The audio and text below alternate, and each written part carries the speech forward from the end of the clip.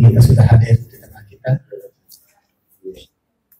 Semoga nanti kita semua bisa memperhatikan, menyimak apa yang disampaikan beliau, lanjutan tentang kunci-kunci rezeki ini.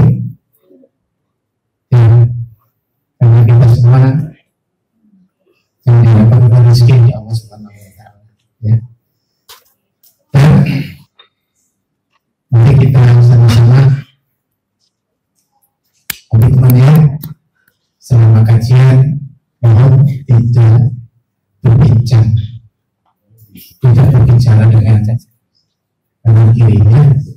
Kita fokus untuk mengaji, ya. Jangan berbicara karena itu akan mengganggu tercemas yang lain, ya, akan mengganggu konsentrasi yang lain. Jadi kita fokus mengaji untuk ilmu dengan demikian insya Allah ilmu yang kita dapatkan akan berkah. Ilmu yang kita dapatkan akan mampu kita amalkan. Insya Allah demikian. Mungkin handphone mohon di-share dulu. Yang bawa handphone mohon di-share dulu sebelum kajian dimulai. Dan akhir mari kita tata, ya. Kita tata kembali kita mengaji karena Allah, karena Allah Subhanahu wa Ta'ala. Insya Allah hari ini sengaja kita tanpa sebelumnya boleh ditiadakan pada malam hari ini, ya. Namun jangan khawatir, ini bisa dibawa pulang. Berikut nasi kontaknya, ya. Nasi kontak, nasi kuning itu adalah bentuk syukur daripada kawan kita yang dipanggil oleh Allah untuk bertamu ke bait Allah.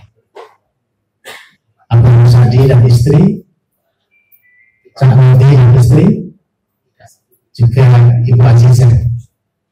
Yang keempat itu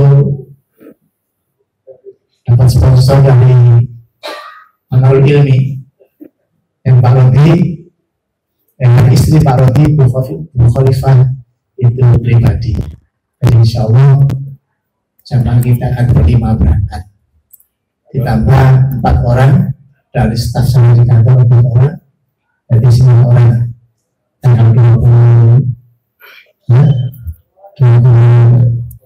Oktober meninggalkan tanah air menuju langsung Madinah, insya Allah. Nah, jadi nasi kuningnya murni patungan, ya. Dari 4 orang, Pak Rusadi, Bu Rusadi, Pak Azizah, dan Pak Rudi.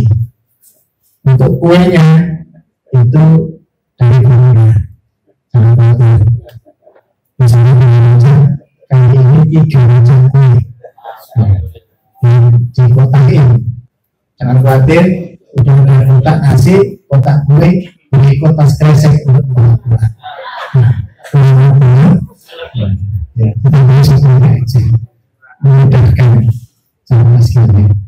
Jangan khawatir, insya Allah semua bahagia. Kami siapkan 210 kotak, ya, 210 kotak. Kalau habis ya berarti sama kita sejumlah itu, insya Allah.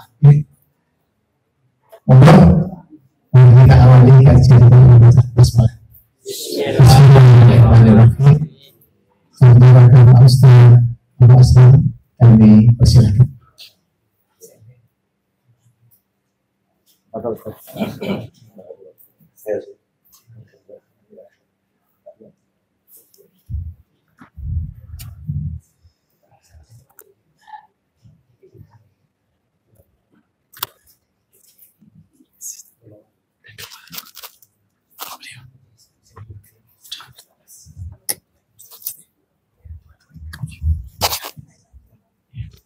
banyak yang Oh iya.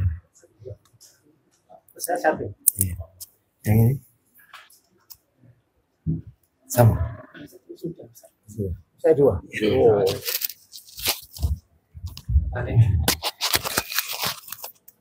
Oke.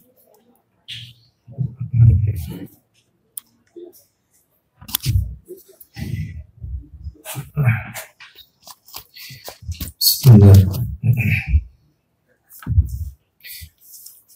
Assalamualaikum warahmatullahi wabarakatuh. Waalaikumsalam warahmatullahi wabarakatuh. Alhamdulillah alladzi bi ni'matihi tatimmu shalihat wa asyhadu an la ilaha illallah wahdahu la syarika lah wa asyhadu anna Muhammadan abduhu wa rasuluh. Ya ayyuhalladzina amanu taqullaha haqqa tuqatih wa la tamutunna illa wa antum muslimun. Amma ba'du, fa inna asdaqal hadisi kitabullah wa khairal hadi hadi Muhammadin sallallahu alaihi wasallam wa syarral umuri muhdatsatuha wa kullu muhdatsatin bid'ah wa kullu bid'atin dhalalah wa kullu dhalalatin finnar. Ikhwan wa akhwati fillah, bapak-bapak, ibu-ibu, kaum muslimin dan muslimat, jamaah majelis taklim Manarul Ilmi yang semoga dimuliakan oleh Allah Subhanahu wa ta'ala. Kepada sahibul bait, keluarga besar Al-Akh Ustaz Syamsul Ma'arif hafizahullah ta'ala, semoga Allah tabaraka wa ta'ala senantiasa melimpahkan karunia, rahmat dan barakah pada keluarga dan kediaman beliau. Dan tentunya kepada saudara-saudara kita yang telah disebutkan namanya, yang Allah takdirkan untuk menunaikan ibadah umrah ke tanah suci. Semoga Allah Subhanahu wa ta'ala memberikan kemudahan, keselamatan dan kelancaran dalam perjalanan dari tanah air ke tanah haram, dan begitu pula kembalinya dari tanah haram menuju ke tanah air. Semoga mereka-mereka yang ditakdirkan oleh Allah, saudara-saudara kita, untuk menunaikan ibadah umrah, menyandang predikat di sisi Allah umrah yang mabrur, yang diterima oleh Allah Subhanahu wa ta'ala. Adapun bagi kita yang belum berkesempatan, semoga Allah Subhanahu wa ta'ala memberikan kelapangan rezeki kepada kita, kekuatan dan kemampuan, sehingga Allah mentakdirkan kita semua untuk menunaikan ibadah haji, rukun Islam yang kelima, minimal ibadah umrah di masa-masa yang akan datang. Bapak Ibu kaum muslimin dan muslimah, majelis taklim Manarul Ilmi rahimani wa rahimakumullah. Tidak ada kata yang patut kita ucapkan pada malam hari ini selain rasa syukur kita kepada Allah tabaraka wa ta'ala atas segala karunia nikmat yang telah Allah berikan kepada kita. Salah satu di antara sekian banyak kenikmatan-kenikmatan yang Allah berikan kepada kita dan kita rasakan pada malam hari ini adalah Allah Subhanahu wa ta'ala kembali mempertemukan kita, tetap dalam rangka talabul ilmi, menuntut ilmu bersama majelis taklim Manarul Ilmi. Semoga niat kita, langkah kaki perjalanan kita dari rumah menuju majelis ini semuanya tercatat di sisi Allah sebagai amalan yang diterima dan diridhai oleh Allah Subhanahu wa ta'ala. Bapak Ibu sekalian, kaum muslimin dan muslimah rahimani wa rahimakumullah, sebelum materi malam hari ini berjalan lebih jauh, maka tentunya dari hati yang paling dalam saya memulai dengan permohonan maaf. Mungkin kajian malam hari ini tidak terdengar sejuk di pendengaran Bapak Ibu sekalian, lantaran Allah Subhanahu wa ta'ala memberikan kepada saya nikmat berupa ujian sakit pada pita suara saya. Jadi setelah beberapa waktu yang lalu dilakukan endoskopi, maka ada sesuatu pada pita suara saya yang menurut dokter syaratnya vokal rest, harus mengistirahatkan vokal. Oleh karena itu mudah-mudahan dengan suara yang parau muncul tenggelam ini tidak mengurangi hikmah talabul ilmi kita pada malam hari ini. Bapak Ibu sekalian rahimani wa rahimakumullah, malam hari ini kita akan lanjutkan materi kita. Kita masih berbicara tentang mafatihur rizq. Apa itu mafatihur rizq?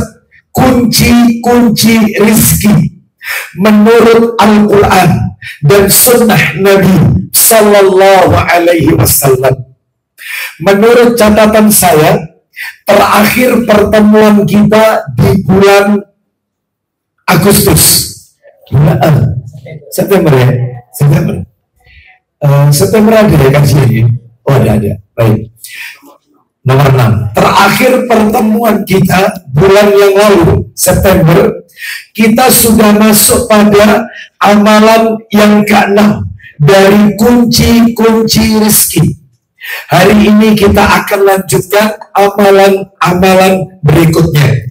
Namun sebelum kita masuk pada amalan-amalan berikutnya, ada 2 poin, 2 hal terlebih dahulu yang perlu kami berikan penekanan sebagai kata pengantar atau muqaddimah. Apa itu? Yang pertama, yang perlu Bapak Ibu ketahui, bahwasannya yang namanya rizki tidak identik dengan harta dan kekayaan.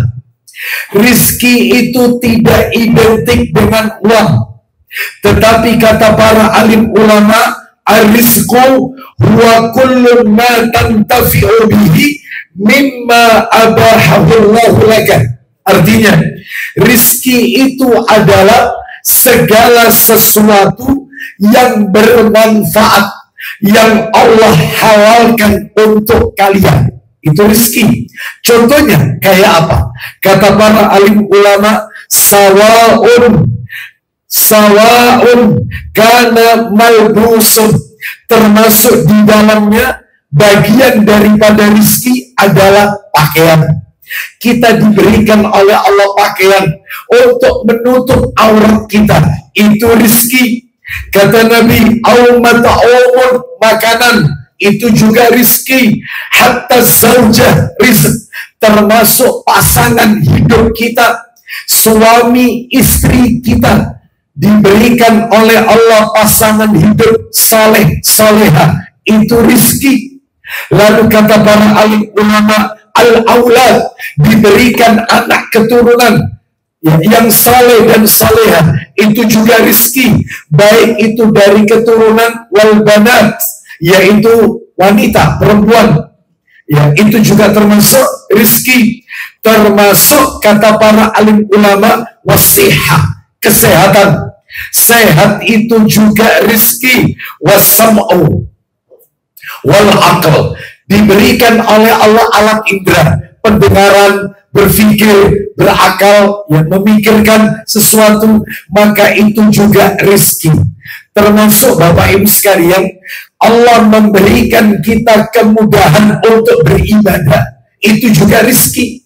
Dimudahkan kita untuk thalabul ilmi, dimudahkan kita untuk sholat tahajud, dimudahkan kita istiqomah sholat sunat duha setiap waktu. Nah, itu juga rezeki. Dimudahkan kita zikir pagi, zikir petang, dimudahkannya kita yaitu melakukan amal-amal kebajikan, itu juga rezeki.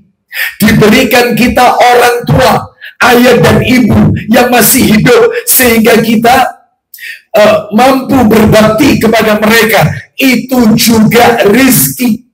Makanya dalam kitab Adabul Mufrad yang pernah kami sampaikan di majelis taklim yang lain, kitab yang ditulis oleh Imam Bukhari, orang itu kalau punya dua orang tua dan anak itu bakti kepada orang tuanya setiap hari, maka dibukakan dua pintu surga. Karena yang hidup dua. Tetapi kalau dia punya salah satunya, entah ayahnya, entah ibunya, dan dia bakti sama orang tuanya, maka dibukakan satu pintu surga.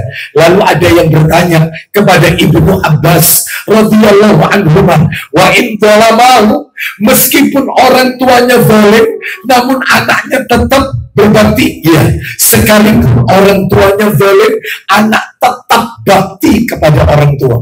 Karena ada orang tua itu zalim kepada anak, maka tidak boleh seorang anak membalas kezaliman orang tua dengan kezaliman yang serupa. Baik, oleh karena itu ini menunjukkan kembali ke materi kita, rizki semuanya. Jadi rizki tidak identik dengan apa tadi? Harta, tidak identik dengan kekayaan, tidak identik dengan uang. Baik, itu nomor satu. Yang nomor dua, sebagaimana hadis yang kami bacakan beberapa pertemuan yang lalu di awal-awal kajian kita kunci-kunci rezeki. Apa kata Rasulullah Sallallahu Alaihi Wasallam dalam sabda beliau, fa innallaha la yudraku ma indahu illa bi ta'atihi. Kata Nabi, sesungguhnya rizki itu di sisi Allah. Saya ulang, sesungguhnya rizki itu di sisi Allah tidak akan mampu kita peroleh kecuali dengan mentaati Allah. Ya, mentaati Allah, maka Allah akan berikan rizki. Lah pertanyaannya, kayak apa bentuk-bentuk ketaatan itu yang bisa Allah mencurahkan rizkinya kepada kita? Yang sudah kita bahas, bentuk ketaatannya ada 6. Ada 6 bentuk ketaatannya. 1, melakukan hijrah. Sudah kita bahas. Nomor 2, memperbanyak istighfar kepada Allah. Sudah kita bahas. Yang ketiga, mensyukuri semua nikmat Allah Azza wa Jalla. Baik itu syukur di lisan, syukur di hati, maupun syukur dengan amalan anggota badan. Itu sudah kita bahas, nggak perlu kita ulang. Lalu kemudian yang keempat, melakukan amal saleh. Yang kelima, apa yang kelima? Menunaikan, menegakkan sholat, serta memerintahkan sholat kepada keluarga. Nah, memerintahkan keluarga untuk mengerjakan sholat, itu kunci rezeki. Dan yang terakhir, lah ini kemarin, bulan yang lalu sampai di nomor 6 ini, apakah dia? Menikah. Menikah termasuk salah satu kunci rezeki. Makanya kata para alim ulama disebutkan, ya, yaitu oleh sahabat Ibnu Mas'ud radhiyallahu an. Beliau mengatakan, iltamisul ghina fin nikah. Ya, carilah kekayaan itu, yaitu dengan melakukan pernikahan. Jadi nikah salah satu bagian dari kunci-kunci rezeki. Sekarang kita masuk yang nomor 7. Mudah-mudahan hari ini kita dapat banyak poin-poinnya. Ya. Yang ketujuh adalah amalan-amalan, ketaatan-ketaatan yang dapat curahan rezeki dari Allah Azza wa Jalla. Yang ketujuh adalah bekerja keras dan tidak malas. Ya jelas, harus kerja keras. Ya, kalau pengen dapat rezeki, ya, apapun bentuk rizkinya harus kerja keras dan tidak boleh malas. Nah, boleh. Makanya Nabi mengajarkan kita doa berlindung dari malas. Doa itu dibaca setiap zikir pagi, zikir petang. Rabbi a'udzubika minal kasal wasu'il kibar. Rabbi a'udzubika min adzabin finnar wa adzabin fil qabr. Itu zikir pagi, zikir petang. Ya Rabb, aku berlindung kepadamu dari sifat malas, wasu'il kibar, masa tua yang buruk, pikun yang buruk, ya, dan berlindung dari api neraka, termasuk berlindung dari azab kubur. Jadi ini menunjukkan harus semangat kerja keras dan tidak boleh malas. Mana dalilnya? Mana dalil yang menunjukkan orang itu kalau kerja keras tidak malas, Allah akan curahkan rizkinya kepada kita? Dalilnya saya kasih beberapa. Di antaranya dalilnya Quran surat nomor 25 Al-Furqan. Ayo dibantu, Quran surat nomor 25 Al-Furqan. Ayatnya ayat 20. Kita dengarkan murotalnya ya. Quran surat Al-Furqan surat nomor 25 ayatnya ayat 20. Bapak Ibu sekalian, Al-Furqan ayat 20. Ya, Al-Furqan itu surat 25 ya. Ayat 20. Allah Ta'ala berfirman, kita dengarkan ini Bapak Ibu sekalian. Allah berfirman, وَمَا أَرْسَلْنَا قَبْلَكَ مِنَ الْمُرْسَلِينَ إِلَّا إِنَّهُمْ لَيَأْكُلُونَ الطَّعَامَ وَيَمْشُونَ فِي الْأَسْوَاقِ وَجَعَلْنَا بَعْضَكُمْ لِبَعْضٍ فِتْنَةً أَتَصْبِرُونَ وَكَانَ رَبُّكَ بَصِيرًا. ya silakan Ustaz. Dan kami tidak mengutus rasul-rasul sebelummu, melainkan mereka sungguh memakan makanan dan berjalan di pasar-pasar. Jelas sekali. Kita dengarkan terjemahnya. Dan kami tidak mengutus rasul-rasul sebelummu Muhammad. Jadi seluruh rasul sebelum Nabi kita itu diutus oleh Allah. Ya, tidaklah Allah mengutus mereka, melainkan mereka pasti memakan makanan dan berjalan di pasar-pasar. Mereka berdagang. Nabi saja bekerja, Rasul saja bekerja, apalagi kita yang bukan Nabi, bukan Rasul, yang harus bekerja. Jadi jangan seperti sebagian orang yang punya pemikiran, Maryam ini gak kerja, rezeki dapat. Betul tidak? Maryam berada di tempat peribadatannya, Baitul Maqdis, itu hidangan dari langit turun.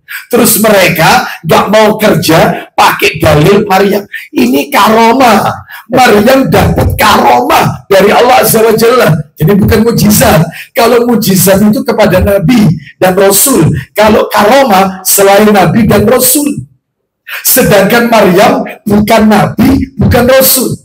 Memangnya Maryam ini dia mendapatkan apa? Dia mendapatkan makanan hidangan dari langit, dan makanan itu ada, buah-buahan itu ada, tidak di waktu musimnya. Makanya Zakaria alaihissalam kaget. Lu memang Zakaria itu apanya Maryam? Ipar. Karena bapaknya Maryam Imran, ibunya Maryam Hannah binti Fakud. Itu ibunya Maryam. Ayahnya Maryam, Maryam bintu Imran, Maryam putrinya Imran. Makanya ada surat Ali Imran. Lah terus Zakaria itu iparnya Maryam. Jadi saudaranya Maryam yang bernama Asya itu dinikahi oleh Zakaria alaihissalam. Nabi Zakaria alaihissalam. Itu dalilnya di mana Maryam itu mendapatkan makanan rizki dari langit. Nanti setelah ini kita tuntaskan. Jadi kami ulang tadi, Quran surat Al-Furqan ayat 20, mereka para rasul itu berjalan di pasar-pasar. Lanjut Ustaz, teruskan terjemahnya Ustaz. Dan kami jadikan sebagian kamu cobaan bagi sebagian yang lain. Terus, Maukah kamu bersabar? Dan adalah Tuhanmu maha melihat. baik. Jadi mereka para nabi dan rasul itu juga bekerja. Kita dengarkan lagi, yaitu janji yang tadi kami sampaikan, cerita tentang Maryam mendapatkan makanan dari Allah Azza wa Jalla. Coba dibuka Quran surat Ali Imran, surat nomor 3, ayatnya 35 sampai 37. Kita dengarkan. Quran surat nomor 3 Ali Imran, ayatnya ayat 35 sampai 37. Nah, ya kan jelas ini. 35 sampai 37. Allah berfirman, إذ قالت امرأة عمران رب إني نذرت لك ما في بطني محررا فتقبل مني إنك أنت السميع العليم 36. فلما وضعتها قالت رب إني وضعتها أنثى والله أعلم بما وضعت قالت رب إني وضعتها أنثى والله أعلم بما وضعت وليس الذكر كالأنثى وإني سميتها مريم وإني أعيذها بك وذريتها من الشيطان الرجيم Terakhir. فتقبلها ربها بقبول حسن وأنبتها نباتا حسنا وكفلها زكريا كلما دخل عليها زكريا المحراب وجد عندها رزقا قال يا مريم أنى لك هذا قالت هو من عند الله إن الله يرزق من يشاء بغير حساب. Silakan. Ingatlah ketika istri Imran berkata, Istri Imran, Hanna binti Fakur. Silakan. ya Tuhanku, Ya, sesungguhnya aku menazarkan kepada Engkau ya. anak yang dalam kandunganku menjadi hamba yang saleh dan berkhidmat di Baitul Maqdis. Baik, Palestina. Lanjut. Karena itu terimalah nazar itu daripadaku. Sesungguhnya Engkaulah yang maha mendengar lagi maha mengetahui. 36. Maka tatkala istri Imran melahirkan anaknya, dia pun berkata, Ya Tuhanku. ya Tuhanku, sesungguhnya aku melahirkannya seorang anak perempuan, Baik, diberi nama siapa? Lanjut. dan Allah lebih mengetahui apa yang dilahirkannya itu. Terus. Dan anak laki-laki tidaklah seperti anak perempuan. Dan aku, Sesungguhnya aku telah menamai dia Maryam, Maryam. Baik, terus. dan aku mohon perlindungan untuknya serta anak-anak keturunannya kepada pemeliharaan Engkau daripada syaitan yang terkutuk. Lanjut, terus. Maka Tuhannya menerimanya sebagai nazar dengan penerimaan yang baik Terus. dan mendidiknya dengan pendidikan yang baik, dan Allah menjadikan Zakaria pemeliharanya. Nah, terus kemudian. Setiap Zakaria masuk untuk menemui Maryam di mihrab, Ya. ia dapati makanan di sisinya. Nah, itu. Terus. Zakaria berkata, Wahai Maryam. "Hai Maryam, dari mana kamu memperoleh makanan ini?" Lalu apa jawab Maryam? Maryam menjawab, "Makanan ini dari sisi Allah. Sesungguhnya Allah. Sesungguhnya Allah memberi rezeki kepada siapa yang dikehendakinya tanpa hisab." Baik, tanpa perhitungan. Ini menunjukkan kepada kita, Bapak Ibu sekalian, Maryam mendapatkan karomah dari Allah Subhanahu wa taala. Sedangkan kita harus bekerja. Karena kalau kita tidak bekerja dan bermalas-malasan, mana mungkin Allah memberikan rizki kepada kita. Nah, kita tunjukkan bukti yang lain kalau semua nabi dan rasul itu bekerja. Coba dibuka Quran surat 9 At-Taubah. Kita dengarkan. Surat nomor 9 At-Taubah. Ayatnya 105. Kita tambahkan ya. Surat At-Taubah ayat 105. Kita tambahkan. At-Taubah 105. Allah Ta'ala berfirman, وقل اعملوا فسيرى الله عملكم ورسوله والمؤمنون وستردون إلى عالم الغيب والشهادة فينبئكم بما كنتم تعملون. Ya, silakan Ustaz. At-Taubah surah 9 ayat 105. Silakan. Dan katakanlah, ya, bekerjalah kamu, perintah bekerja. Terus lanjut. Maka Allah dan Rasulnya serta orang-orang mukmin akan melihat pekerjaanmu itu. Begitu. Terus lanjut. Dan kamu akan dikembalikan kepada Allah, ya, yang mengetahui akan yang gaib dan yang nyata. Lalu diberitakannya kepada kamu apa yang telah kamu kerjakan. Baik, ini perintah ya. Bekerjalah kalian. Disuruh bekerja, bukan bermalas-malasan. Ya. Kita lihat lagi dalil yang lain. Sahih Bukhari. Kalau tadi kan ayat Quran. Sekarang Sahih Bukhari. Nomor asli. Saya akan tunjukkan. Nomor asli Sahih Bukhari. Nomornya 2073. 2073. Sahih Bukhari. 2073. Baik. Ya. Kita dengarkan. Silakan Ustaz. Dari Abu Hurairah Ustaz. Silakan. Kita dengarkan. Abu Hurairah radhiyallahu anhu berkata. Silakan.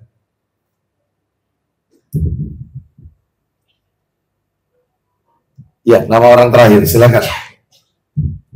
Abu Hurairah radhiyallahu anhu berkata, ya, Rasulullah bersabda, ya, bahwa Nabi Allah Daud alaihissalam tidak memakan makanan kecuali hasil usahanya sendiri. Nah, Nabi Daud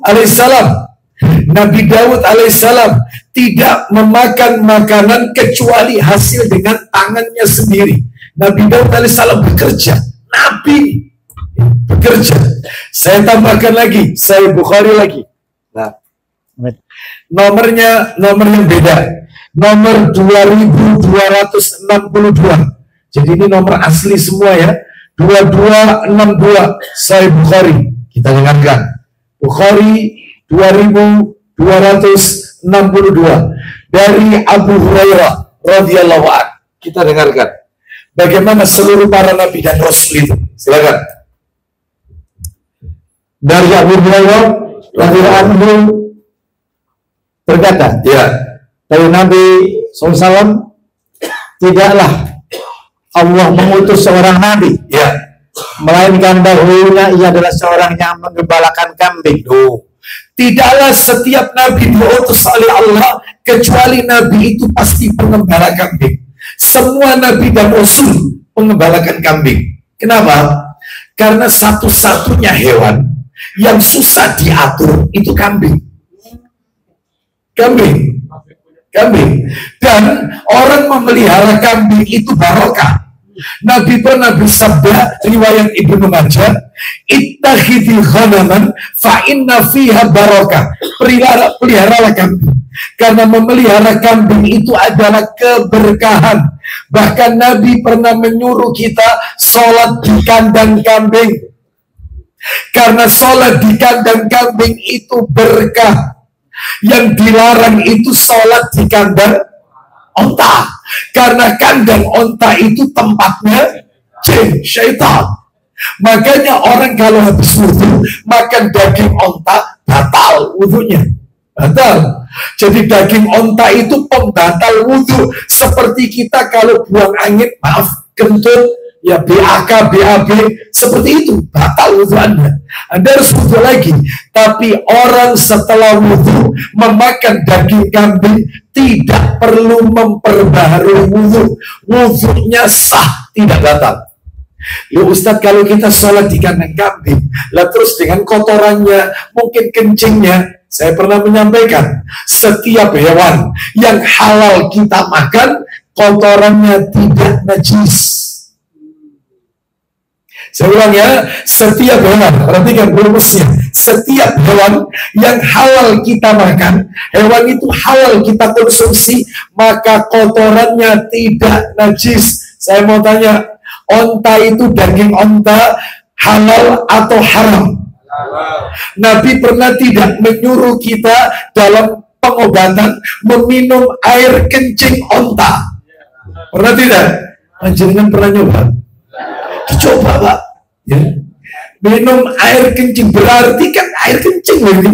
Air kencing berarti tidak najis. Kalau memang air kencing onta itu najis, lalu kenapa Nabi malah menyuruh kita dalam masalah pengobatan minum air kencingnya onta? Berarti kata para alim ulama, setiap hewan yang halal kita makan, kotorannya tidak najis. Makanya ketika Idul Adha, pada saat panitia kurban, pakaiannya terkena percikan darah kambing, percikan darah sapi, sedangkan dia nggak bawa ganti baju. Waktunya adzan zuhur, maka boleh dipakai sholat karena tidak najis. Bawahan ibu-ibu abaya terkena kotoran sapi. Sapi binatang halal atau tidak? Halal, maka kotorannya tidak najis. Saya tanya, cicak itu binatang halal dimakan atau haram? Haram. Bahkan binatang yang harus dibunuh, sekali bunuh pahalanya 100. Cicak ini, iya, harus dibunuh. Ya dimakan aja nggak boleh, apa ini? Dalam hal ini wajib dibunuh. Cicak ini nggak boleh ada di rumah kita. Maka kotoran cicak meskipun kecil kena di sajadah, maka tetap harus dibersihkan karena itu najis, karena kotorannya, karena ini hewannya haram untuk dimakan. Nyambe itu halal apa haram? Nyambe. Sego nyambe. Rica nyambe. Ya, biawak nyambe. Halal apa haram? Haram. Karena dia termasuk karnivora. Beda sama dog. Dog itu persis seperti kadal, seperti biawak, tapi hidupnya di padang pasir. Warnanya kekuningan. Persis. Tetapi dia makan tumbuhan. Coba lihat di YouTube. Itu dikasih tumbuhan dimakan. Jadi dia bukan karnivora. Makanya Nabi pernah disuguhi daging dog.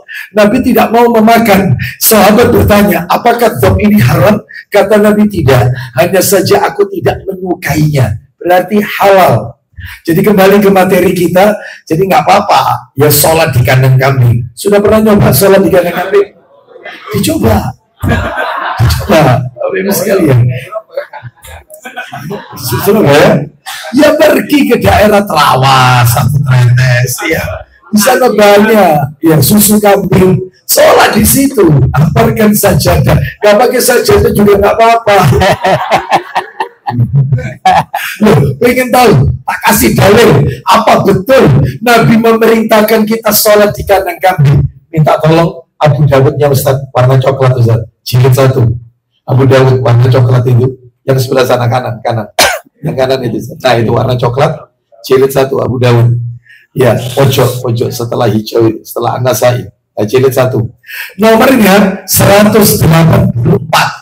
Abu Dawud nomor 184. Nah, kita dengarkan. Jadi seluruh para nabi dan rasul itu pengembala kambing. Berarti nabi dan rasul itu kerja, gak bermalas-malasan. Apalagi kita yang bukan nabi dan bukan rasul, yang kerja. Ya. Baik, kita lanjut. Silakan Ustaz. 184 Ustaz, silakan. Dari Bara bin Azib, dia berkata, ya. Rasulullah Shallallahu Alaihi Wasallam pernah ditanya tentang berwudu karena makan daging unta. Lanjut. Maka beliau bersabda, ya, berwudulah ya, karenanya. Kenapa? Dan beliau juga ditanya tentang berwudu karena makan daging kambing. Ya, terus siapa? Maka beliau bersabda, ya, janganlah berwudu karenanya. Jangan berwudu. Terus. Dan beliau juga ditanya tentang mengerjakan sholat di kandang unta. Terus. Maka beliau bersabda, ya, janganlah mengerjakan sholat di tempat itu. Kenapa Ustaz? Karenanya termasuk tempat setan. Setan. Lanjut, teruskan. Dan beliau juga ditanya tentang mengerjakan sholat di kandang kambing. Apa kata Nabi? Maka beliau bersabda, Silakan. sholatlah. Oh, perintah. Sholatlah. Terus lanjut. Karena tempat itu mengandung barakah. Berkah. Coba dicoba ya. Seperti itu. Bapak Ibu sekalian, kembali ke materi kita. Jadi semua para nabi tadi mengembalakan kambing. Seakan-akan Allah hendak mendidik nabinya untuk sabar dengan hewan yang satu ini. Seakan-akan. Bapak Ibu lihat onta itu binatang nurut. Kalau Bapak Ibu menunaikan ibadah haji, coba lihat di tempat penyembelihan onta, letaknya tinggi, dataran tinggi. Di sana banyak badui yang menyembelih. Nah, dan di situ banyak orang yang menyaksikan. Itu onta kalau mau disembelih, kan dia dalam keadaan berdiri, tidak ditidurkan. Beda dengan sapi, harus ditidurkan, direbahkan. Kambing ditidurkan. Onta berdiri, jadi yang diambil itu tembolak yang bagian bawah, itu dalam keadaan berdiri. Nah, mereka orang-orang Badui itu ketika memegang tali kekang onta, itu diambil, wajahnya diarahkan, mukanya ke arah kiblat, maka teman-temannya yang lain ikut juga, nurut onta ini, nurut. Sapi, Anda lihat, ikatannya Anda lepas, Anda pegang, Anda tarik, ikut sapi. Kambing, Anda pegang talinya, Anda tarik, berontak. Itu kambing. Makanya susah diatur. Seakan-akan Allah hendak mendidik para nabi, para rasulnya, sebelum kalian berhadapan dengan umat, harus sabar berhadapan dengan karena wangel tuturannya. Jadi kalau ada orang di majelis taklim manarul ilmu, wangel tuturannya. Saya nggak ngomong begitu. Ya, Anda yang ngomong ya. Harus sabar berani ya. Oleh karena itu jamaah sekalian, maka semua nabi bekerja. Tak kasih dalil lagi terakhir Sahih Muslim. Sekarang Sahih Muslim nomornya 2379 2379 Muslim, Sahih Muslim 2379 Sahih Muslim. Nah ini nomor aslinya, kita dengarkan. Silakan Ustaz. Fadhil. Yaitu silakan, dari mana hadisnya? Nama orang terakhir Ustaz. Silakan. Dari Abu Hurairah, bahwa Rasulullah SAW telah bersabda. Isinya Ustaz, pendek hadisnya. Silakan. Nabi Zakaria adalah seorang tukang kayu. Jelas. Nabi Zakaria alaihissalam itu tukang kayu. Nabi Daud kerja, Nabi Zakaria tukang kayu, Rasulullah pengembala kambing juga, bahkan digaji Nabi SAW. Ya. Bahkan Nabi juga berdagang, menjalankan bisnisnya Khadijah bintu Khuwailid radhiyallahu anha. Jadi nggak ada Nabi yang males-malesan, ogah-ogahan, nggak ada. Oleh karena itu, kembali ke materi kita yang nomor 7, ingin dapat rezeki dari Allah, maka bekerjalah. Jangan bermalas-malasan. Baik, sekarang kita lanjutkan yang nomor 8. Yang ke-8 adalah gemar berinfak. Nah, Gemar berinfak. Ustadz, beda enggak sama sodako? Jadi Bapak Ibu sekalian, ada 3 kata yang seringkali kita itu rancu, nggak bisa bedakan. Zakat, infak, sodako. Disingkat ZIS. Zakat, infak, sodako. Seringkali di spanduk-spanduk kami menerima dan menyalurkan zakat garis miring, infak garis miring, sodako. Bapak Ibu sekalian, itu sama atau beda? Beda. Jadi yang beda itu bukan 3 sebenarnya. Yang beda itu 2. Bedanya itu sodako sama infak. Zakat nanti dulu, jangan dibahas. Jadi Bapak Ibu harus tahu, sodako sama infak. Sodako itu ada 2 Bapak Ibu. Ada sodako yang wajib, ada sodako yang sunnah. Ada. Lah sodako yang wajib namanya zakat. Nah, itu ya. Jadi saya bilang ya, yang perlu Bapak Ibu ketahui itu jangan 3 dulu, hanya 2 aja dulu. Sodako sama infak. Sodako itu ada 2 macam. Ada yang hukumnya wajib, ada yang hukumnya sunnah. Sodako yang hukumnya wajib, itulah namanya zakat. Dalilnya di mana? Sodako hukumnya wajib, itu namanya zakat. Saya tanya, sebelum tak tunjukkan dalil, saya tanya, Pak, Bu, orang yang berhak menerima zakat itu berapa orang? 8 ya? 8 orang berhak menerima zakat. Kita dengarkan ayatnya. Ternyata Allah mengatakan dalam ayatnya bukan dengan lafaz zakat, bukan. Tetapi Allah memakai lafaz sodako. Berarti maksudnya sodako wajib. Alokasinya, pendistribusiannya 8 golongan. Mau apa ini? Fakir, miskin. Ada yang tahu bedanya fakir sama miskin?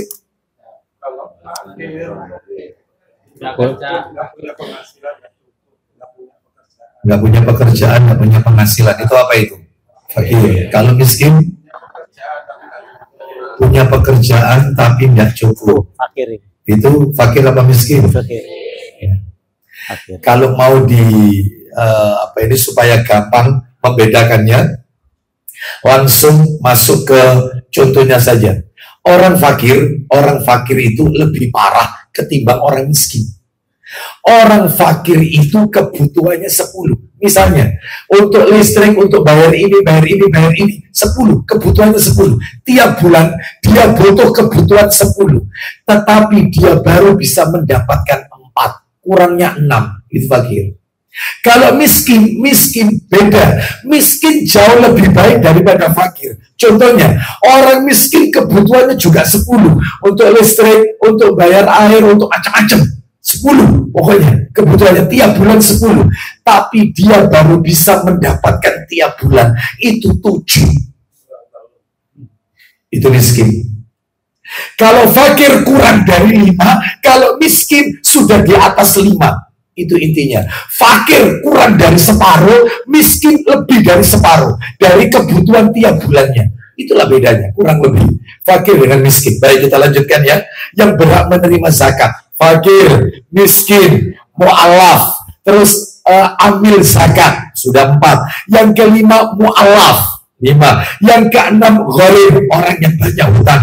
Yang ketujuh adalah ibnu sabil. Yang nomor 8 fisabilillah. Fisabilillah ini yang perang. Jadi kalau orang mengartikan fisabilillah itu adalah pokoknya untuk di jalan Allah, zakat untuk pembangunan masjid, tak boleh. Nggak boleh. Yang bangun masjid nggak boleh diambilkan uang zakat. Nggak boleh. Ya, fisabilillah ini mereka yang perang. Jadi kalau gitu Ustaz, saya kalau mengeluarkan zakat, tak keluarkan untuk saudara-saudara kita yang ada di Gaza, karena mereka berperang. Boleh. Itu masuk fisabilillah itu. Karena perang. Kehabisan bekal mereka. Nah, itu ya, baik 8 golongan. Ini Allah memakai lafaz sedekah. Allah tidak memakai lafaz zakat. Di mana dalilnya? Surat 9 ayat 60. Ayo, itu sedekah wajib, namanya zakat. Jadi boleh panjenengan tulis sedekah wajib / zakat. Jadi sedekah itu ada berapa tadi? Sedekah apa saja? Wajib dan sunnah. Sedekah wajib itu nama lainnya apa? Zakat. Dalilnya di mana? Quran surat nomor 9 ayatnya 60. At-Taubah ayat 60. Lihat Bapak Ibu sekalian, perhatikan ayatnya. Yang bawa Quran lihat, yang tidak bawa Quran atau aplikasi Quran di Android, dengarkan baik-baik. Nanti Bapak Ibu akan mendapatkan yaitu lafaz firman Allah, innamas sadaqatu. Allah tidak mengatakan innamas zakatu, enggak, innamas sadaqah. Maksudnya sedekah wajib. wajib untuk siapa? 8 golongan. Allah berfirman, At-Taubah 60. إنما الصدقات للفقراء Satu. والمساكين Dua. والعاملين عليها والمؤلفة قلوبهم وفي الرقاب والغارمين وفي سبيل الله وابن السبيل 8 berarti ya. فريضة من الله والله عليم حكيم. Silakan. Perhatikan ya. Innamas shadaqatu. Artinya Ustaz, Sesungguhnya ya. zakat Ya betul, zakat itu Bayangkan ayatnya berbunyi innamas shadaqah, terjemahannya sesungguhnya zakat itu. Itulah yang namanya shadaqah wajib alias zakat. Untuk siapa Ustaz? Lanjut. 1. hanyalah untuk orang-orang fakir, 1. Terus. orang-orang miskin, 2. Terus. pengurus-pengurus zakat, Amil zakat nomor 3. Terus para mu'alaf yang dibujuk hatinya untuk memerdekakan budak. Baik sebentar. Nah, itu para mu'alaf. Itu 4. Terus kemudian yang kelima Ustaz untuk Memerdekakan budak. baik 5. Terus Orang-orang yang berhutang orang-orang yang ngutang goreng. Terus kemudian untuk jalan Allah fisabilillah. Terus dan untuk mereka yang sedang dalam perjalanan. Ibnu Sabil, kehabisan bekal, fisabilillah sama Ibnu Sabil. 8 golongan. Lanjut, silakan. Sebagai suatu ketetapan yang diwajibkan Allah. Lihat kalimatnya. Suatu ketetapan garis bawahi yang diwajibkan. Berarti sedekah wajib sama dengan zakat. Lah kalau sedekah sunnah beda. Sedekah sunnah itu tidak identik dengan uang. Maaf, senyum kita kepada saudara kita sedekah atau tidak? Sedekah. Sholat sunnah duha itu kata Nabi seperti orang yang bersedekah dengan 360 tulang persendian. Sholat sunnah duha 2 rakaat. Berarti sedekah sunnah nggak ada kaitannya sama uang, nggak harus pakai uang.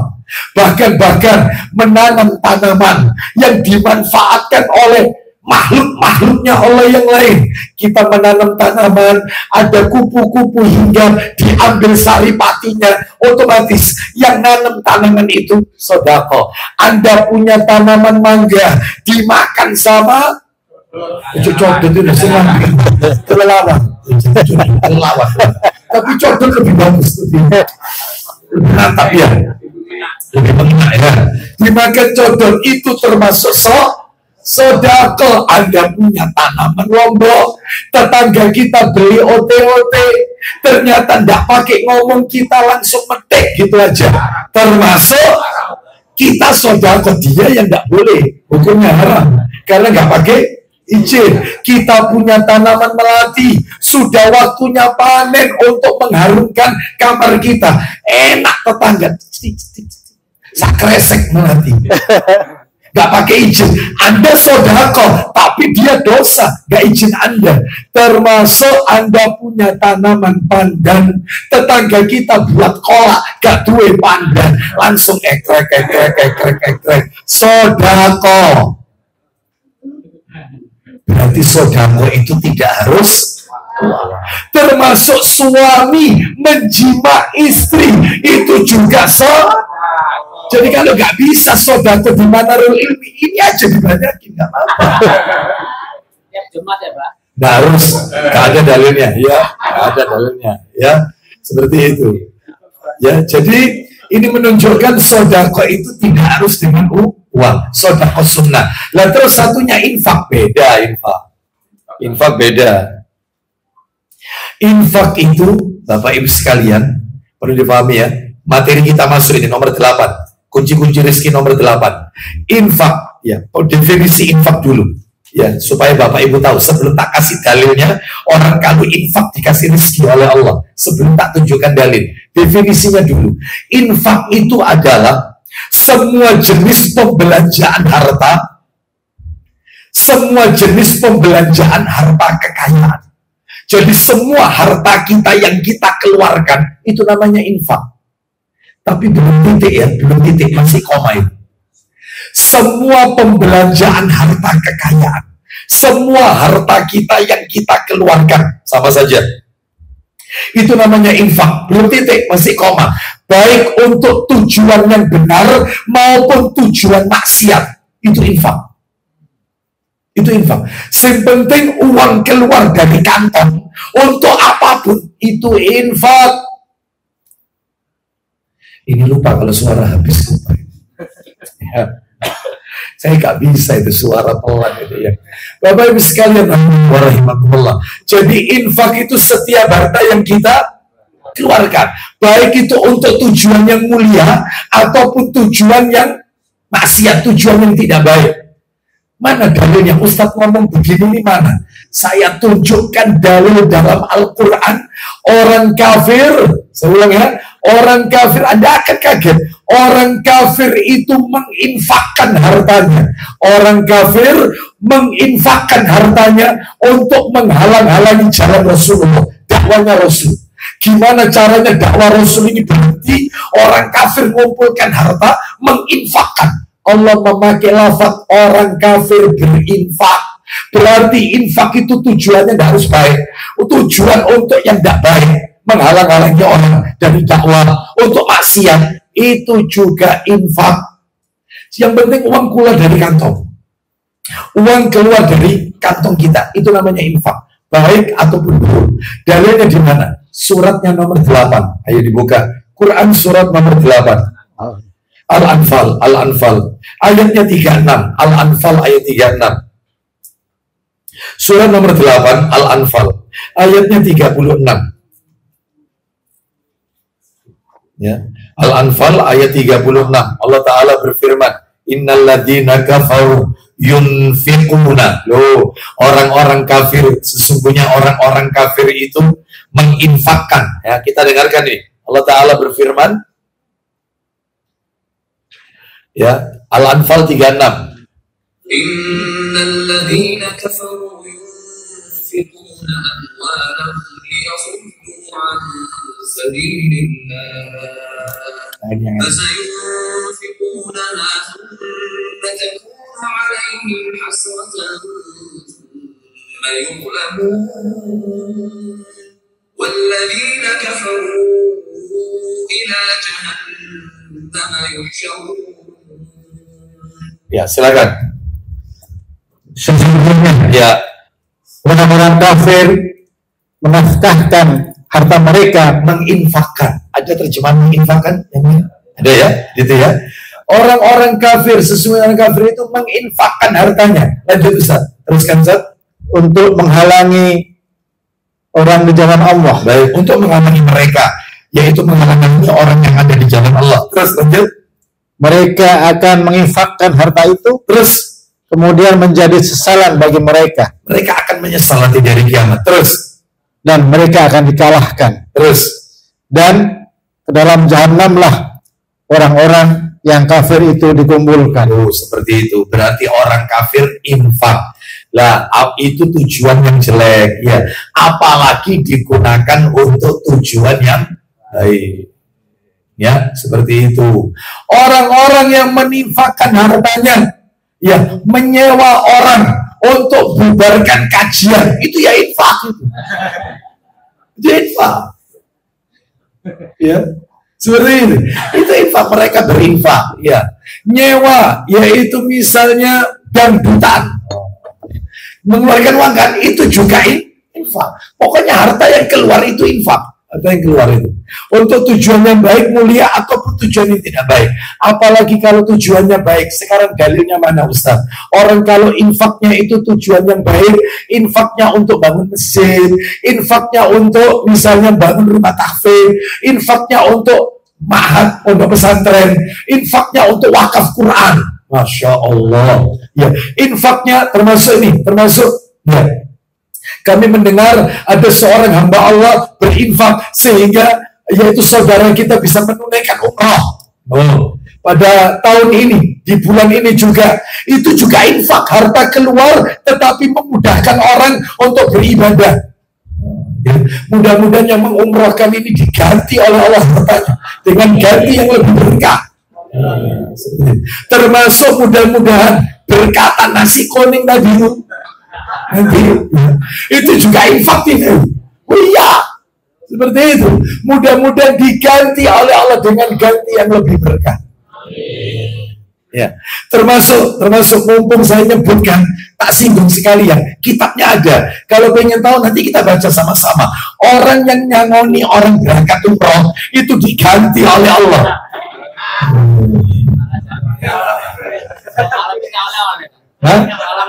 Itu namanya justin. Kau tak sangoni, tapi aku pengen mau sakilo, kismis sakilo, itu justin namanya. Betul ya? Jadi itu. Jangan pakai minta, kasih. Meskipun tidak harus uang. Ini lo tak gawani kering tempe. Ini lo tak bawai sambal. Tak bawai ini. Kamu tak kasih baju gamis untuk dipakai sholat di Mekah. Itu diganti oleh Allah. Ustaz ngomong kayak gini. Ustaz tolong dikasih dalilnya. Banyak yang nyatetin insya Allah. Minta tolong. Ustaz saya target jilid 2 Ustaz. Saya target 6 jilid 2. Nah Ustaz yang itu Ustaz. Jilid 2. Ini yang nomor 2 aja. Ya itu Ustaz.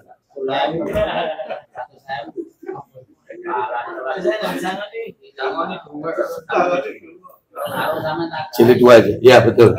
Nomornya dibuatkan sendiri Ustaz. Nomornya nomor 1078 1078. Kita dengarkan. 1078 1078. Nah, kita dengarkan, yaitu sabda Nabi SAW. Kalau nggak salah sabda Nabi dari Zaid bin Khalid Al-Juhani radhiyallahu anhu. Kita dengarkan. Ketemu Ustaz? Nah, 1078. Silakan Ustaz. Nah, betul dari Zaid. Silakan. Dari Zaid bin Khalid Al-Juhani, Ya. radhiyallahu anhu, Ya. dari Nabi SAW, beliau bersabda. Yang dibaca yang B Ustaz. Poin B yang bawa sendiri. Yang ini Ustaz. Yaitu barang siapa? Bawa sendiri. Ya itu. Barang siapa Ya. yang menyiapkan orang yang berperang atau menyiapkan orang berhaji. Stop. Siapa? Orang yang memberikan bekal orang yang berperang. Orang yang memberikan bekal orang yang mau haji. Termasuk umroh. Karena di dalam haji ada umroh. Umroh itu haji kecil. Lanjut teruskan. Atau menggantikannya mengurusi keluarganya. Orang yang berangkat haji, orang yang berangkat umroh, keluarga yang ditinggalkan kita perhatikan. Ninggalkan anak-anaknya kita perhatikan. Sekolahnya, makannya, pakaiannya, itu sering-sering dilihat sama tetangganya.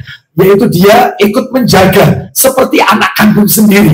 Karena bapak ibunya berangkat umroh, berangkat haji. Lanjut terakhir Ustaz.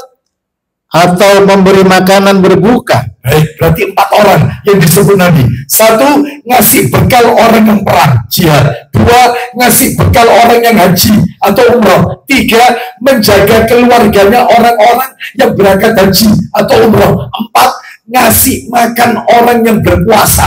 4 orang ini Ustaz, lanjut.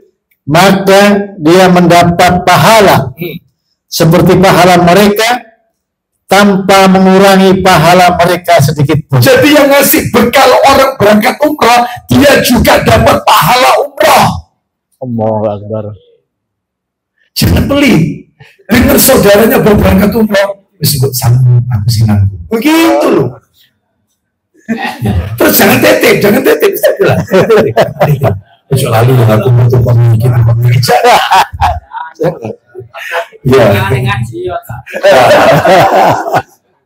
Makanya ngaji ya. Baik. Kita lanjutkan ya. Kembali ke materi kita, infak ya. Mana dalilnya? Kan saya belum ngasih dalil yang langsung orang kalau infak rizkinya dijamin oleh Allah. Dalilnya adalah di dalam hadis riwayat Bukhari, Sahih Bukhari. Saya carikan nih. Nomornya 7496. Sahih Bukhari nomor 7496. 7496 Sahih Bukhari. Nah, ini dari Abu Hurairah. Allah berfirman. Jadi ini hadis qudsi. Abu Hurairah radhiyallahu anhu, Rasulullah sallallahu alaihi wasallam bersabda, Allah berfirman. Jadi Nabi meriwayatkan langsung kepada Allah. Ya, silakan. Dari Abu Hurairah. Iya. Allah berfirman. Iya. Silakan. Berinfaklah Berinfaklah. Lanjut. Niscaya aku berikan infak ganti kepadamu. Bayangkan, kata Nabi SAW, kata Allah Azza wa Jalla, ini hadis qudsi, ya. Anfik alaih. Ya. Berinfaklah kalian. Coba Ustaz. Ya. Allah Ta'ala berfirman, ya, anfik alaih. Berinfaklah kalian, maka aku, kata Allah, akan berinfak kepada kalian. Coba. Makanya saya berdasarkan riwayat ini, yang namanya infak itu pangkal kaya. Ya. Jadi itu yang benar. Yang salah itu adalah menabung pangkal kaya. Salah. Itu teorinya kapitalis, menabung pangkal kaya. Islam tidak. Islam itu yang betul itu bukan menabung pangkal kaya. Yang benar itu infak pangkal kaya. Orang rajin berinfak, rizkinya diganti oleh Allah dengan ganti yang luar biasa. Jadi jangan takut miskin orang berinfak. Terus berinfak, apalagi di jalan kebaikan. Tak kasih satu lagi firman Allah. Coba dibuka Quran surat 34 ayat 39. Quran surat 34, Sabah. Quran surat Sabah ayat 39. Ya, betul ya, Sabah ya. Sabah ayat 39. Surat Sabah ayat 39. Allah Ta'ala berfirman, oh jelas sekali. Allah berfirman, Sabah 39. قل إن ربي يبسط الرزق لمن يشاء من عباده ويقدر له وما أنفقتم من شيء فهو يخلفه وهو خير الرازقين. Ya, silakan Ustaz. Ayat 39. Katakanlah. Ya. Sesungguhnya Tuhanku melapangkan rezeki dan bagi siapa yang dikehendakinya, Lanjutkan. di antara hamba-hambanya, terus dan menyempitkan bagi siapa yang dikehendakinya. Baik, poinnya sekarang Ustaz. Poin intinya, silakan Ustaz. Dan barang apa saja yang kamu nafkahkan, Yang kamu infakkan. Lanjut, teruskan. maka Allah akan menggantinya, dan dialah pemberi rezeki yang sebaik-baiknya. Orang kalau berinfak diganti oleh Allah. Ya. Termasuk juga, mohon maaf. Salah satu sunnah orang safar itu bawa oleh-oleh. Iya. Sunnah. Iya. Orang safar itu bawa oleh-oleh. Iya. Iya. Iya. Iya. Bawa oleh-oleh, kasih teman-temannya oleh-oleh. Ya, ini infak juga. Maka nggak usah takut, Pak, Bu, mohon maaf. Nggak ada ceritanya orang pulang haji, pulang umroh, rizki dia tambah miskin. Nggak ada. Nggak ada ceritanya. Rizki yang dia keluarkan diganti oleh Allah Azza wa Jalla. Nah, itu ya. Makanya kita harus semangat, yaitu untuk melakukan ibadah di tanah haram, yaitu ibadah haji maupun ibadah umroh, gitu ya. Makanya saya pernah ditanya begini, mohon maaf ini ngomong ketemu nih, Ustadz, apa bedanya orang Islam dengan orang kafir ketika bekerja? Orang Islam kerja, Ustadz, orang kafir juga kerja, podo-podo dari duit, sama-sama cari harta, cari uang. Bedanya di mana, Ustadz? Bedanya, tak jawab. Kalau orang kafir itu kerja untuk berlesat-lesat dengan duniawi, itu orang kafir. Orang kafir itu kerja pengen tuku oma, pengen tuku mobil, pengen ngumpul mas-masan, pengen deposito. Itu orang kafir. Nah, sedangkan orang Islam kerja gak boleh kayak begitu. Orang Islam kalau kerja, saya ini Ustaz, kepala jadi kaki, kaki jadi kepala, kerja mati-matian Ustaz, pengen ngumrok nawang tua Ustaz, pengen bangun masjid, aku mati kepingin dua masjid Ustaz, aku ini kepingin haji Ustaz. Itu orang Islam. Jadi kalau ada orang Islam kerja mati-matian tapi kepingin nyelengi deposito, tuku tanah, tuku omah, mobilnya diapikno, apa bedanya sama orang? Paham sampai di sini? Selama ini kita kerja apa orientasinya? Ayo. Saya ini kerja Ustaz, saya pengen umroh tiap tahun sama istri saya. Saya ini kerja Ustaz, nyeleng-nyelengi pengen haji Ustaz. Saya kerja Ustaz, pengen punya rumah tahfidz, rumah Quran, Ustaz, gaya Quran. Itu tujuannya orang Islam kerja itu. Celengan untuk akhirat. Itu. Kalau orang kafir enggak, berlesat-lesat dia. Pengen punya villa, pengen melancong ke luar negeri keliling.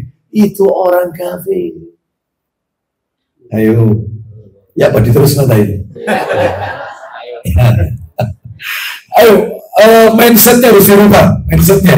Jadi, terutama yang masih muda-muda, enggak, yang tua-tua juga sama. Ya.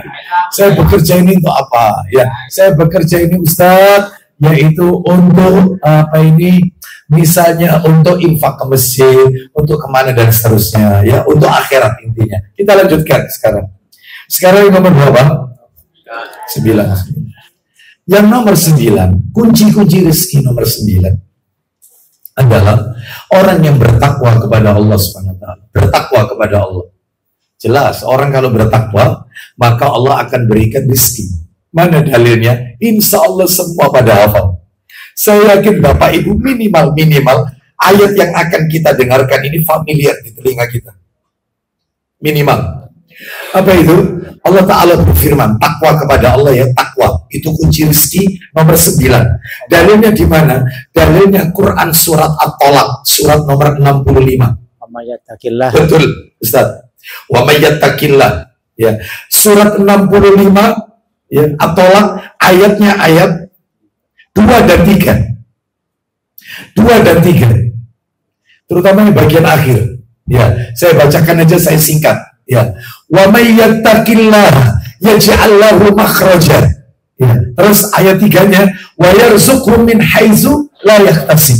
Nah, barang siapa yang bertakwa kepada Allah, maka Allah akan memberikan way out, jalan keluar dari semua permasalahannya. Terus, dan Allah akan berikan rizki dari arah yang tidak disangka-sangka. Bayangkan Bapak Ibu, rizki yang tidak diduga-duga, itu kalau bertakwa kepada Allah. Cukup sampai di situ, belum. Ayat berikutnya kalau nggak salah 4 sama 5. Atolak juga, tetap atolak. Apa janjinya Allah? Wa may yattaqillaha yaj'al lahu min amrihi yusra. Siapa yang bertakwa kepada Allah, maka Allah akan mudahkan semua urusannya. Dimudahkan urusannya. Cukup, belum. Ayat terakhir, ayat 5. Wa may yattaqillaha yukaffir anhu sayyi'atihi wa yu'tim lahu ajra. Siapa yang bertakwa kepada Allah, Allah akan hapus semua dosa-dosanya dan Allah akan lipat gandakan ganjaran pahala untuknya. Itu kalau bertakwa. Seringkali kita kalau ditanya takwa itu apa, seringkali jawaban kita, takwa itu adalah menjalankan perintah Allah dan menjauhi larangan Allah. Betul, tidak salah. Cuman agak dikompliti dikit. Menjalankan perintah Allah dan Rasulnya, serta meninggalkan seluruh larangan Allah dan Rasulnya.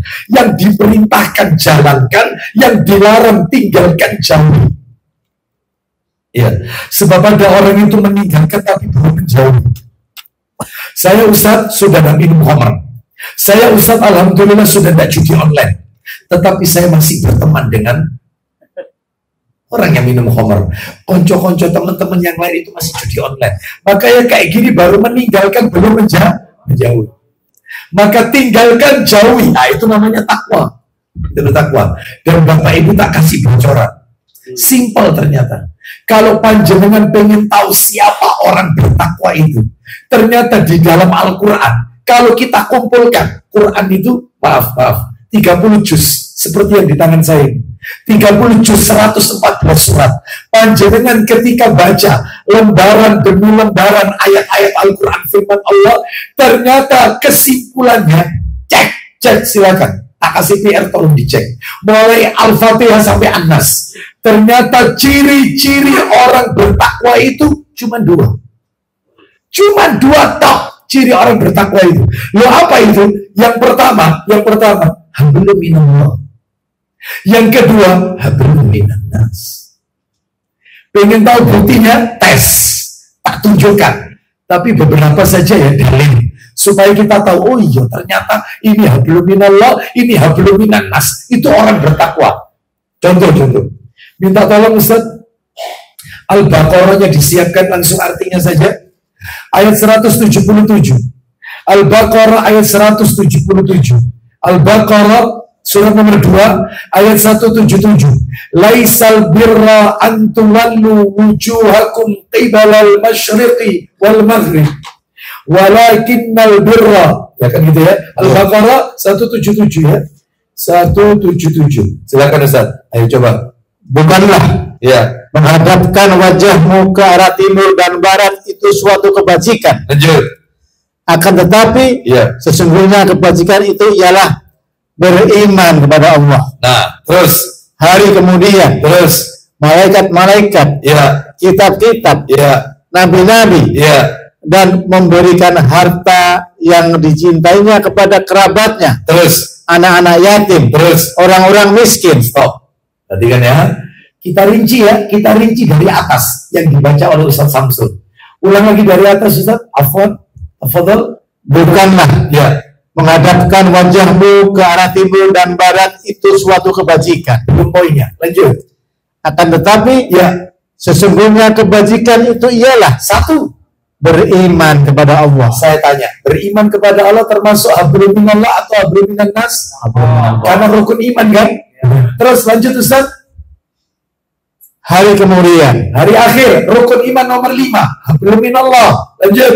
malaikat-malaikat, Rukun iman nomor 2, itu hablum minallah. Masih hablum minallah. Terus Ustaz. kitab-kitab, Kitab-kitab rukun iman yang nomor berapa ini?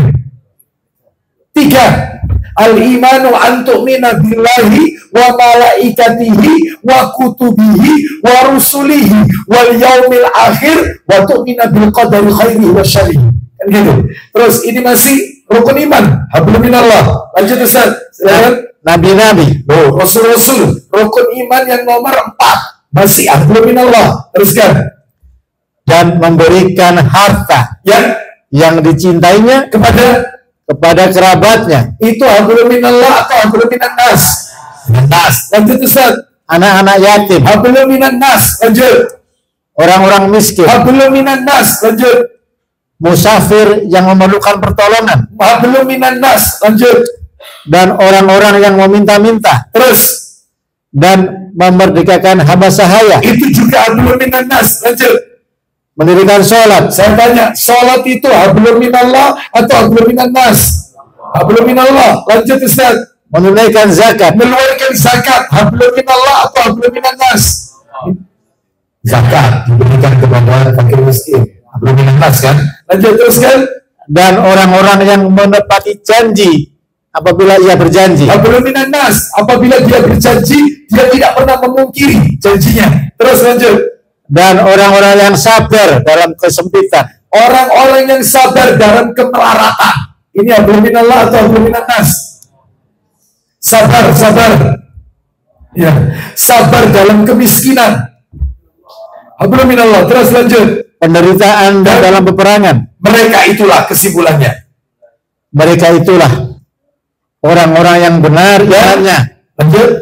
dan mereka itulah orang-orang yang bertakwa. Hablum minallah, hablum minan nas. Saya kasih lagi. Coba dibuka Ali Imran. Ali Imran. Ayatnya 133 sampai 135. Ali Imran. Surah nomor 3, Ali Imran. Ayat 133 sampai 135. 133. Ya. Wasari'u ila maghfiratin min rabbikum. Ila akhir ayat. Silakan Ustaz. 133 Ali Imran sampai 135. Ya. Dan bersegeralah kamu Mencari. kepada ampunan dari Tuhanmu, Lanjut. dan kepada surga yang luasnya seluas langit dan bumi, Yang disediakan Ustaz. yang disediakan untuk orang-orang yang bertakwa. Mulai. Siapa orang bertakwa? Ayat 134-nya Ustaz. Silakan. Yaitu orang-orang yang menafkahkan hartanya, Silakan. baik di waktu lapang maupun sempit. Itu hablum minan nas atau hablum minallah? Minan nas, menginfakkan harta. Terus.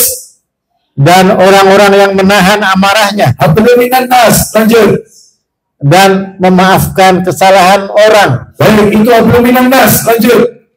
Allah menyukai orang-orang yang berbuat kebajikan. Belum poinnya, 135-nya Ustaz. Siapa lagi ciri orang bertakwa? Silakan.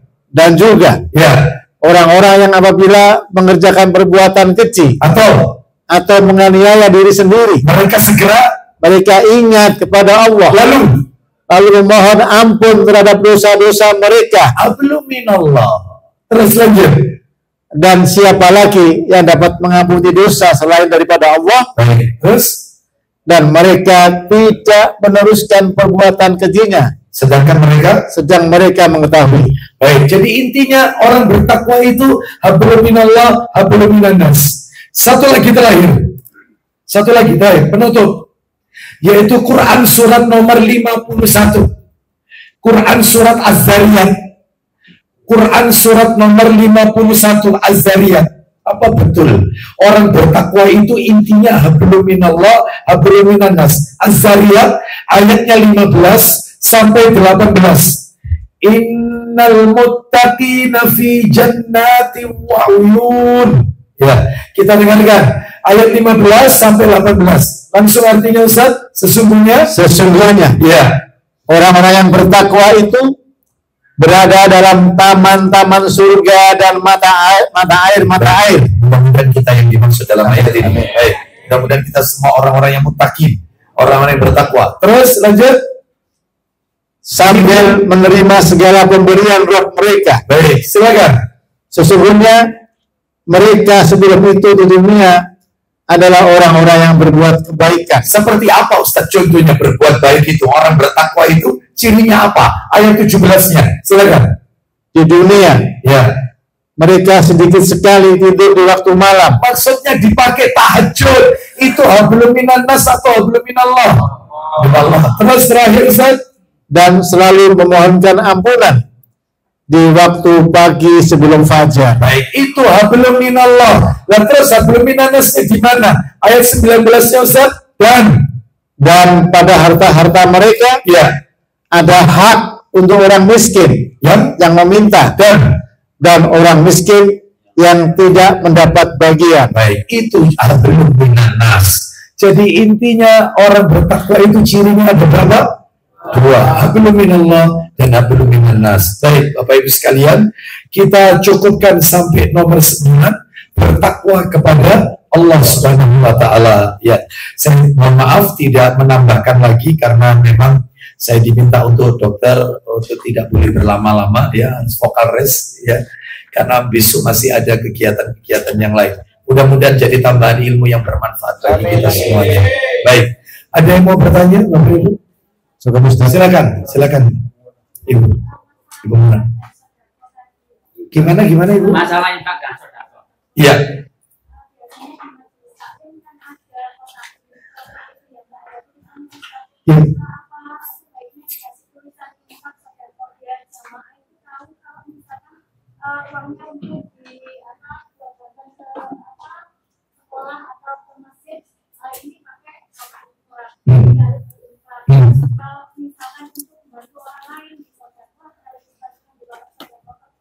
Nah, jadi boleh saja dibedakan, kotak itu diberi yaitu 2 sisi atau diberi tulisan, ini infak peruntukannya untuk apa, ini sedekah peruntukannya untuk apa. Tapi kalau pilihannya cuma 2 antara sedekah dan infak, maka sebenarnya nggak perlu. Yang harus dibedakan itu adalah antara zakat dan infak. Nah, itu. Jadi ini zakat berarti wajib. Berarti tidak boleh keluar dari 8 golongan. Nanti ketika nyalurkan, nggak boleh.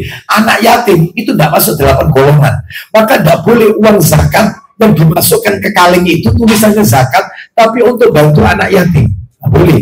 Yatim tidak masuk 8 golongan. Kecuali kalau yatimnya yatim yang miskin.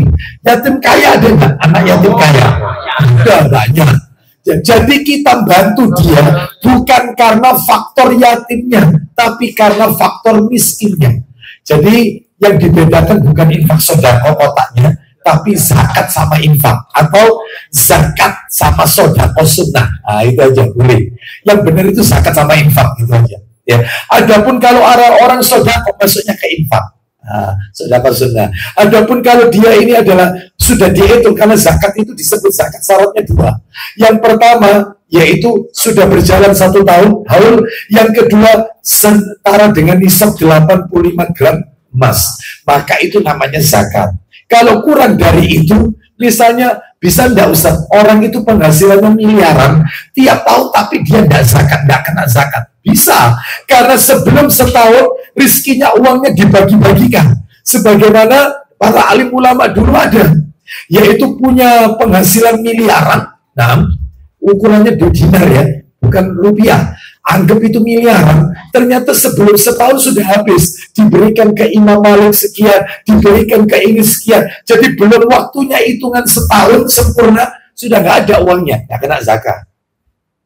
Jadi seperti itu ya. Wallahu a'lam bishawab. Jadi yang dibedakan zakat sama infak saja. Ya. Kalau infak sama sedekah nanti rancu. Ya, wallahu a'lam. Yang lain, ya silakan Bang. Ustaz bilang kalau definisi hewan yang halal dimakan kotorannya dan najis. Bagaimana dengan hewan peliharaan Ustaz? Kucing. Kucing sama burung. Kucing sama burung. Baik. Barakallahu fiik. Nah, kucing dengan burung. Kucing dulu ya, untuk kucing. Kucing ini ulama beda pendapat, khusus kucing.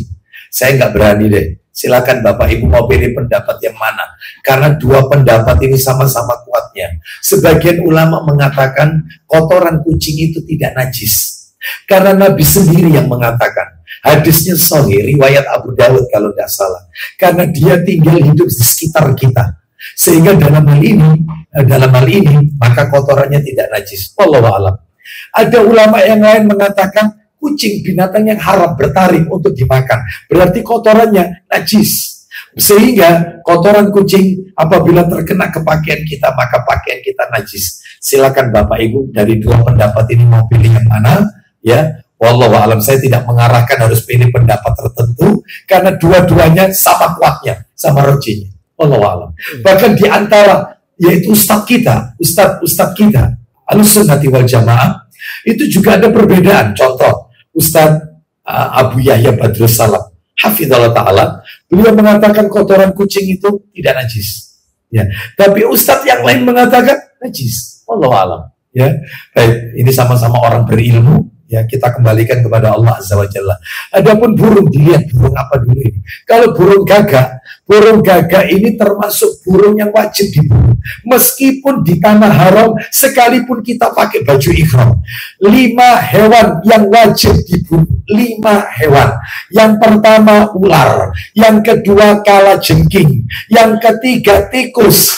Ini malah melihara hamster. Hamster satu spesies sama tikus. Gak boleh dipelihara, harus dibunuh. Ya, tikus. Yang keempat burung elang. Yang kelima burung gagak. Itu. Elang. 5. Nambah 1 riwayat Muslim, cicak. Binatang. Yang tidak boleh dibunuh. Tidak boleh dibunuh. Yang pertama keempat hewan. 1 kata kodok. Tidak boleh. Karena hewan yang paling banyak berzikir. Suaranya ini zikir. Bertasbih. Lah ini malah dijadikan suiki. Dibunuh aja tidak boleh. Wah enak. Bahaya. Terus yang kedua semut tidak boleh dibunuh. Disemproti. Disiram. Tidak boleh. Ya Ustaz, semut merah. Meskipun semut pink sekali. Tetap tidak boleh. Meskipun semut pink. Ya usir aja. Kasih kapur apa itu? Kapur semut. Atau disapu ya balik lagi. Ya memang gitu.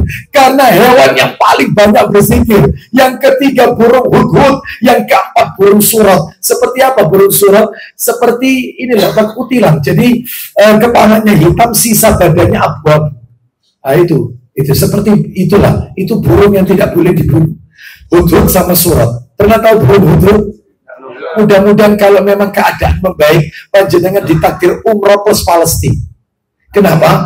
Karena hanya di Palestina pernah saya lihat di halaman Masjidil Aqsa, waktunya habis sholat subuh itu ya, waktu itu Desember Januari, dinginnya luar biasa. Itu burung hudhud itu ada di pelataran, cantik burungnya, cantik. Perempuan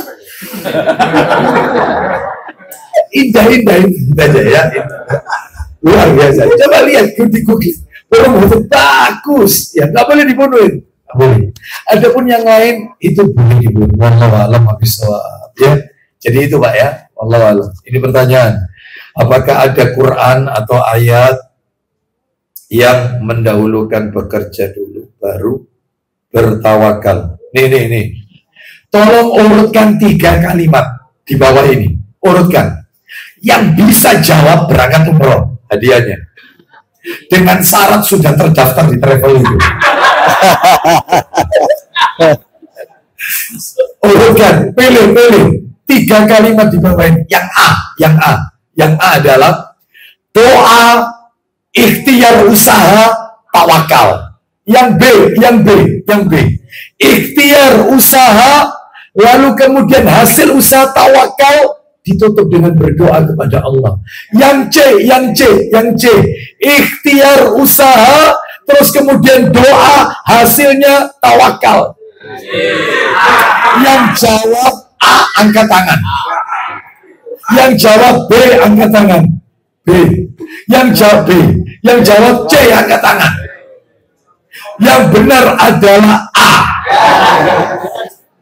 Doa dulu, terus ikhtiar, terus tawakal.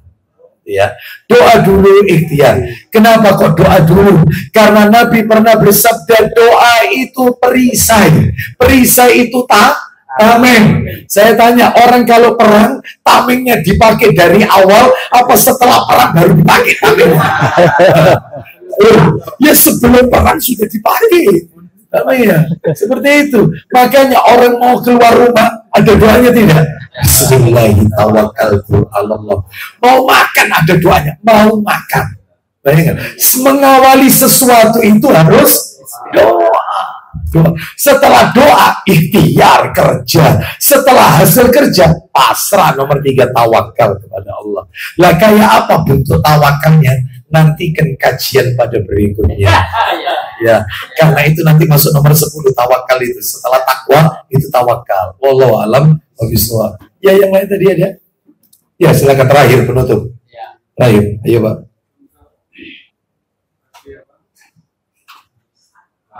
Lali pertanyaan. WA. Apa?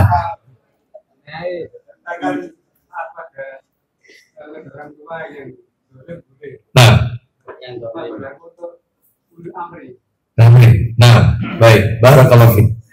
Jadi Bapak Ibu sekalian, taat kepada suami ada syaratnya. Taat kepada orang tua ada syaratnya. Taat kepada ulil amri pemerintah ada syaratnya. Taat kepada Allah dan Rasulnya itu syarat. Nggak pakai syarat. Sami'na itu kepada Allah dan Rasul. Nggak pakai syarat-syaratan. Tapi kalau sama orang tua, selama perintahnya itu baik, bukan yang melanggar syariat, kita taati. Meskipun dia zalim, tapi nyuruh kita kebaikan. Meskipun dia zalim, nggak pernah ngopeni anak, nggak pernah didik anaknya. Contoh Ustaz ada nggak contoh orang tua zalim? Banyak suami kalau sudah menceraikan istrinya, anaknya tidak dikasih nafkah. Itu zalim. Namanya suami harus ngasih nafkah. Maafin, ngasih nafkah anaknya harus pendidikan, nafkah. Ya mohon maaf, mantan istri itu ada, mantan anak tidak ada. Kalau istilahnya wong cerai, wes dewe-dewe, enggak. Kau punya kewajiban ngasih nafkah sama istrimu, kecuali kalau dia sudah nikah, beda lagi. Tapi anak tetap dikasih nafkah. Sedangkan bapak sambung, tidak wajib mau ngasih nafkah sama anak ini, tidak wajib. Misalnya nih, saya menikahi janda, amin. Janda ini punya anak, tidak wajib saya mau pengen anak ini, nggak ngasih, tidak wajib. Yang wajib itu bapak, kecuali kalau bapaknya tidak ngasih nafkah. Itu kebaikan suami sambungnya saja, kebaikan nyekolahkan, kebaikan fadilah tersendiri. Tapi kalau misalnya dia, lo enggak tutup kewajibanku, betul itu syariatnya begitu. Dicatat sih itu. Jadi ada laki-laki itu kalau sudah cerai, ya kamu sendiri, aku sendiri. Lo enggak, itu zalim. Nah, harus taat. Ya, selama perintahnya itu baik. Perintahnya baik. Terus kemudian ulil amri juga gitu. Selama dia memerintahkan kita, Nah, itu kebaikan, maka ya kita taati. Misalnya Ustaz, kebijakannya mendolimi rakyat. Contoh kebijakan, misalnya dirasa mendolimi rakyat, pajak Ustaz. Islam itu tidak bayar pajak mestinya. Islam itu bayar. Tapi negeri kita ini bukan negeri yang memakai aturan Quran dan Sunnah, sehingga diterapkan pajak. Apa yang akan kena pajak? Pajak progresif, pajak kendaraan, pajak semuanya pakai pajak. IMB semuanya pakai pajak. Maka dalam hal ini, inilah yang disebut katanya ulama, kezaliman yang harus kita taati, yang dosanya dia sama Allah. Urusan rakyat tetap mentaatinya. Seperti ini. Syaratnya apa? Ustaz, kita boleh nggak taat selama dia masih sholat, selama dia muslim dan sholat, wajib taat. Jadi cuma sesimpel itu. Iya. Selama dia muslim dan dia sholat, taat. Dan insya Allah ulil amri kita muslim yang taat kepada Allah dan mengerjakan sholat. Meskipun kebijakannya dirasa rakyat terzalimi, bahkan Nabi SAW pernah mengatakan, meskipun pemimpinmu itu fisiknya, jasadnya jasad manusia, hatinya hati iblis, kata Nabi, taat, tetap.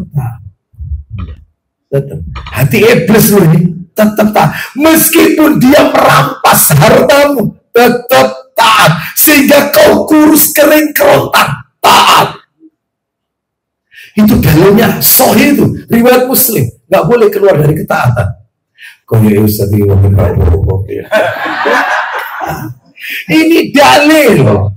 Inilah kita beda sama Khawarij. Khawarij ini suka menentang ulil amri. Dikit-dikit apa demo, tak boleh. Ya, menjelek-jelekkan ulil amri. Lombok mahal dirasani.